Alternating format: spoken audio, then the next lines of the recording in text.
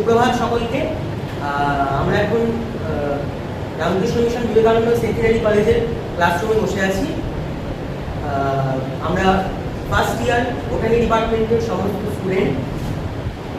বর্তমানে আমরা কথা বলছি অধ্যাপক ডক্টর স্বপন কুমার ঘোষ স্যারের সাথে, founder of cancer research biology, Ramakrishna mission Vivekananda secondary college. আমরা স্যারের ফার্স্ট ইয়ার পুরো একটা বছর স্যারের সাথে আমরা ক্লাস করেছি এবং আজকে আমরা স্যারের লাস্ট ক্লাস এবং এই অধ্যায় আমাদের এখনো 4 বছরের অধ্যায় আমরা স্যারকে আজকে লাস্ট আমরা পাবো। তো স্যার আমাদেরকে ক্লাস করিয়েছেন, তার গবেষণা যে ক্যান্সার নিয়ে তিনি যে দীর্ঘ গবেষণা করছেন সেই সম্বন্ধে তিনি আমাদের বুঝিয়েছেন। আমরা 1 বছর তার সান্নিধ্যে অনেক বায়োলজি শিখেছি, বটানি শিখেছি সর্বোপরি। তাই আমি স্যার ডক্টর স্বপন কুমার ঘোষ স্যারকে আমি অনুরোধ করব, স্যার আমাদের ফার্স্ট ইয়ার যারা স্টুডেন্ট আছেন তাদের আপনি 1 বছর পড়িয়েছেন, আমাদেরকে করেছেন। আমরা প্রচুর ফাঁকি মেরেছি, পড়াশোনা করিনি, ক্লাস বাঙ্ক করেছি এবং সব কিছু করেছি। স্যার সব কিছু সহ্য করেছেন এবং ইয়ে করেছি, সব কিছু করেছি। স্যার একদম বন্ধুর সাথে আমাদের মিশেছেন এবং প্রচুর ক্লাস মজা করেছেন। তো স্যার আমাদের আগামী ভবিষ্যতের জন্য, আমাদের ব্যবহার সব কিছুর জন্য, আমাদের ফিউচার এর জন্য আপনি আমাদের স্যার কি উপদেশ কি বলতে চান? এতদিন তো আপনি উপদেশই দিয়ে এসেছেন, কিন্তু স্যার কিছু কমেন্ট আছে? তুমি যখন এটা বলছো আমার খুব ভালো লাগলো। আমি আমরা প্রায় 1 বছর ক্লাস নিলাম এবং তোমাদের প্রায় আমার মনে হয় শেষ দিকে 20 জন ছেলে আছে, ছাত্র আছে, প্রায় 19 থেকে 20 জন। অ্যাকচুয়ালি আমাদের ব্যাচ এরকম অনেক ব্যাচ আমার বেরোলো। তোমাদেরই ব্যাচ আমি টানা 1 বছর ক্লাস নিলাম, ফার্স্ট সেল সেকেন্ড সেল। আজ পর্যন্ত আমি কোনো টানা first cell second cell class করি। দেখ, এক্ষেত্রে আমিও ভাগ্যবান যে তোমাদের মতন ছাত্র পেয়েছি এবং তোমরা দুষ্টু হলেও পড়াশোনা করো। দুষ্টুমির দরকার আছে, একদম যে দুষ্টুমি করলে কি হয় জানো তো, ব্রেনে শার্পনেস পায়। এর মধ্যে তোমরা পড়াশোনা করেছো। পড়াশোনার বাইরেও আমি দেখেছি তোমাদের মধ্যে ধরো শুধু পড়াশোনা করতে পারবে না, খেলাধুলো, কবিতা লেখা, নিউ ইনফরমেশন জানার ইচ্ছা, তোমাদের মধ্যে কিছু কিছু ছেলের মধ্যে আছে এবং আমার সেটা খুব ভালো লেগেছে।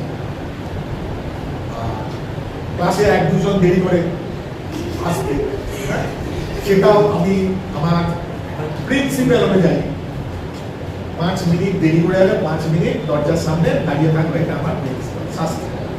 কারণ আমি এটা শিখেছিলাম, আমি তোমাদেরকে বারবার বলেছি, হার্ভার্ড ইউনিভার্সিটি দরজার সামনে লেখা আছে 5 minutes is allowed, more than 5 minutes is not allowed for this.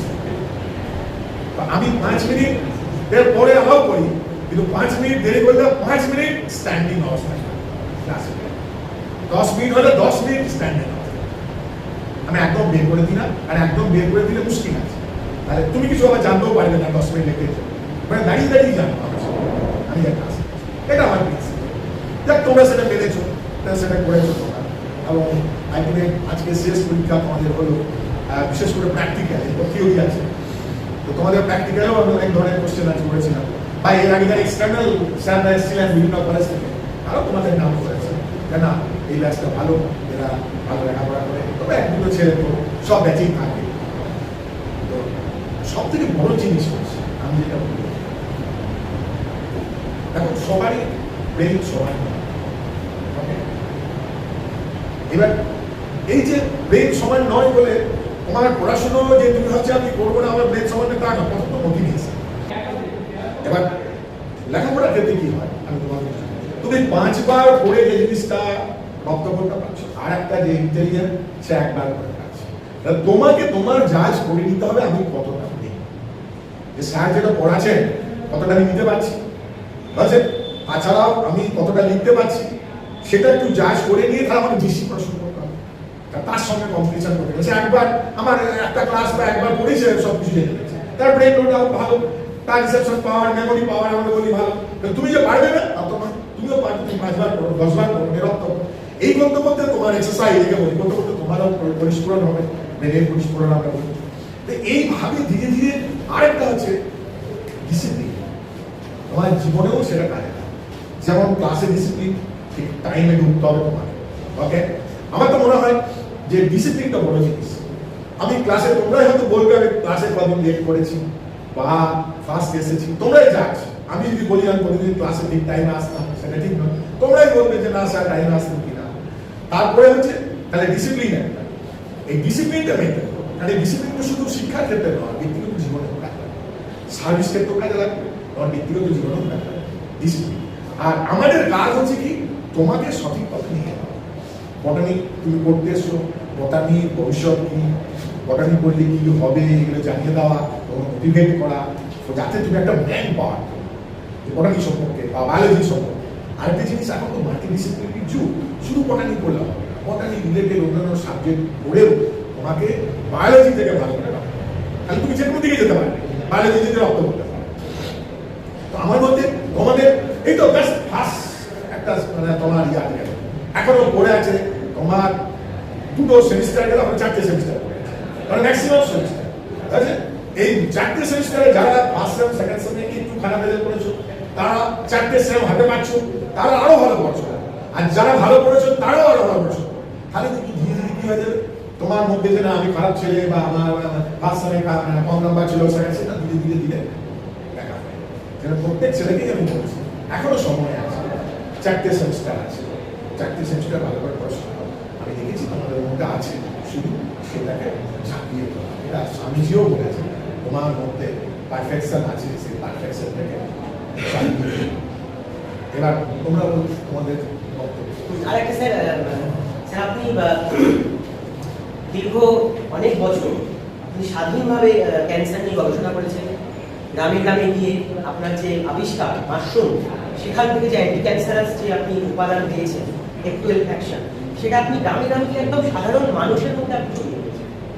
এই যে একটা দীর্ঘ জীবন আপনি স্বাধীন গবেষণায় আপনার জীবনকে আপনি একদম দিয়েছেন, একদম উৎসর্গ করেছেন, এটার যে আপনার যে ভেতরের যে একটা মানে পাওয়ার বা একটা সেটা আপনি বর্তমান জেনারেশনকে কিভাবে বলবেন যে তোমরাও এইভাবে গবেষণা করো এবং বিজ্ঞানকে যে একদম জিরো লেভেলে, একদম মানুষের লেভেলে যে পৌঁছে দেওয়া, সেটা আপনি কি বলবেন? হ্যাঁ, তুমি যে কথাটা বলছো, গবেষণা করে কিছু নিয়ে আসা, গবেষণা 2 ধরনের হয়। একটা গবেষণা আছে ফান্ডামেন্টাল নলেজ গ্যাপ, আর একটা গবেষণা আছে অ্যাপ্লিকেশন। কোন একটা ধরো অর্গানিজম আছে, সাপোজ ফাঙ্গাই, যার মাশরুম, তুমি করো, আমি জেনে গবেষণা। মাশরুম আগে কি হতো, খাওয়া যে পুষ্টিকর, ওকে, মাশরুম খেলে ভালো, মানে substitute of vegetables or meat, এই স্তরে ছিল। পরে আমি পড়াশোনা করতে শুরু করলাম, পরে আমার মনে হলো আমরা যে সমস্ত ভোজ্য মাশরুম, সেগুলো খেলে আমাদের শরীরে কি শুধু নিউট্রিশন পায় না, সেটা আমার প্রশ্ন ছিল। দেখলাম না, গবেষণা করলাম। যেমন ধরো তুমি যে মাশরুমটা কথা বললে, যেটা F12 অ্যাকশন আমি আবিষ্কার করেছি, ওই মাশরুমটা কিন্তু দীর্ঘদিনের থেকে খাওয়া হয়। ইভেন আমি যখন ছোট ছিলাম, আমার বাড়ি খয়রাসোল, আমার বাড়ির পাশে সাঁওতাল আদিবাসীরা থাকতেন, তাদের সঙ্গে আমাদের সম্পর্ক হয়, তারা আমাদের বাড়িতে দিয়ে যেত, তাদের বাড়িতে গিয়ে আমি খেয়েছি। এবং আমি তাদেরকে দেখেছি ওই মাশরুম খেয়ে তারা বেশ রোগ কম হয়। তো আমি যখন বড় হলাম, এই মাশরুম আমার মনে হলো এই মাশরুমটাকে দেখি তো গবেষণা করে দেখুন, পরে দেখবে হ্যাঁ এদের এই মাশরুমটাকে যারা রেগুলার খায় তাদের ক্যান্সার কম হচ্ছে। কারণটা আমরা দেখলাম এর মধ্যে অ্যান্টিঅক্সিডেন্ট কন্টেন্ট প্রচুর আছে, এবং অ্যাক্টিভিটি আছে, তাহলে প্রিভেনশন করতে পারে ক্যান্সারের প্রিভেনশন। তাছাড়া 3টে ক্যান্সারের এগেন্স্টে আমরা সেল লাইনে দেখেছি যে তাদের 24 ঘন্টার মধ্যে ক্যান্সার সেলের যাচ্ছে। ফলে আমি দেখলাম এই মাশরুম থেকে খেলে যেমন পুষ্টি হবে, সেরকম ক্যান্সার প্রিভেনশন হবে। এবং আমাদের আরো সর্বোপরি হচ্ছে এই মাশরুমগুলো ইমিউনিটিটা পায়, কারণ মাশরুম 3টে স্তরে আমরা বিচার করি যেটা অ্যান্টি ক্যান্সার কিনা। প্রথম বিচার, ওর মধ্যে অ্যান্টিঅক্সিডেন্ট কন্টেন্ট অ্যাক্টিভিটি আছে। যদি আমরা দেখি এর মধ্যে অ্যান্টিঅক্সিডেন্ট কন্টেন্ট অ্যাক্টিভিটি আছে, ওকে, একটা স্তর পাস হলো। সেকেন্ড হচ্ছে এদের মধ্যে কোন কোন রাসায়নিক বস্তুগুলো আছে ন্যাচারাল, যারা সরাসরি ক্যান্সার সেলকে নষ্ট করে। ওকে, দ্বিতীয় স্তর তৃতীয় স্তর হচ্ছে এই মাশরুম খেলে আমাদের বডির যে ইমিউনো সেলগুলো আছে, বি সেল, টি সেল, তারা কতটা বাড়ছে, কতটা অ্যাক্টিভ হচ্ছে। তখন আমরা বলি যে এই মাশরুমটা খেলে কোনো একটা স্তরে গিয়ে কাজে লাগে, আমার ক্যান্সার ডেভেলপ, মানে ক্যান্সারের ড্রাগ ডেভেলপ।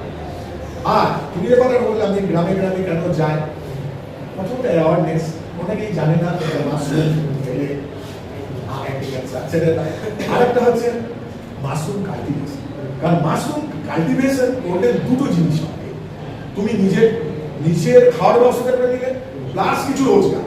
দেখা গেছে ধর যেমন আমি বলি ক্লোরোটাস ফ্লোরিডা অর্থাৎ ওয়েস্টার্ন মাশরুম খরচ হচ্ছে কি না 1 কেজি মাশরুমের ক্ষেত্রে খরচ হচ্ছে 60 টাকা, বাজারে বিক্রি করবে সেটা শুধু 60 টাকা, 160 টাকায় বিক্রি করবে। আবার যারা সেলার তারা 200 টাকায় বিক্রি করবে, 40 টাকা। ওরা লাভ করবে 40 টাকা, তুমি লাভ করছো 100 টাকা। তাহলে তুমি কিছু রোজগার করতে পারবে, আবার নিজে খাবে, নিজের ইমিউনিটিটাকে বাড়াবে, অ্যান্টি ক্যান্সার পেলে, তাহলে এটা একটা ভালো জিনিস। তাহলে কি হলো, তোমাকে ডাক্তারের উপর নির্ভরশীল করা হবে। এটা সাধারণ মানুষের তো ধরো ড্রাগ কেনার ক্ষমতা নেই বা অনেকেই বোঝে না, মানে ফুড ফাংশনাল ফুড করা।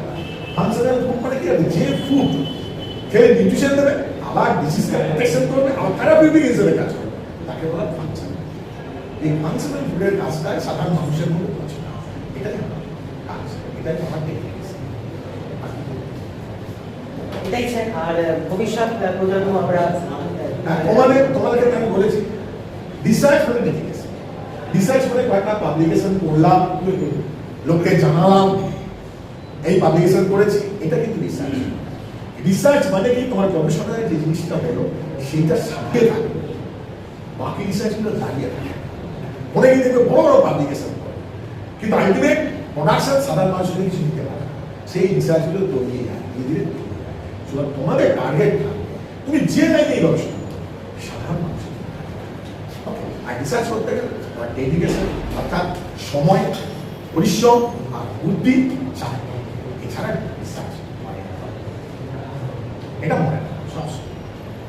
ওই জন্য স্যার আপনি বারবার একটা কথা বলেন যে ল্যাবরেটরিতে আবদ্ধ থেকে চাকরিবাজের মাঝে আমি 4টে মাসে গবেষণা করলাম দামি দামি সব ইনস্ট্রুমেন্ট নিয়ে, তাহলে সেটা আর কি মানে গবেষণা না। কারণ আমরা একটা জায়গায় আমরা যে রিসার্চটা করি, ধরো আমি যে একটা পাইথোমোনাল ল্যাব তৈরি করছি, ফাউন্ডার করি, আমি অনেক কলেজে জয়েন করেছিলাম, তখন কোনো রিসার্চ ছিল এই তোমরা এত ল্যাবরেটরি দেখছো, আমি 99 জানুয়ারিতে জয়েন করি, no research lab in biology. Okay, আমি ধীরে ধীরে অনেকে হাসতো যে কি হবে রিসার্চ এখানে, অনেকে হাসতো।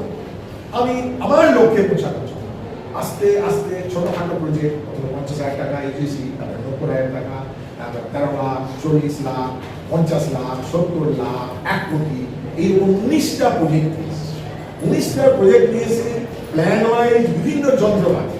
আমার ল্যাবরেটরিতে তোমরাই দেখেছো, কি কি যন্ত্র দেখেছো তুমি বলো, আমি আর বলবো কি বলছো, কি যন্ত্র বলো, আয়াস যন্ত্র আমরা ফ্যাক্স দেখেছি, তারপর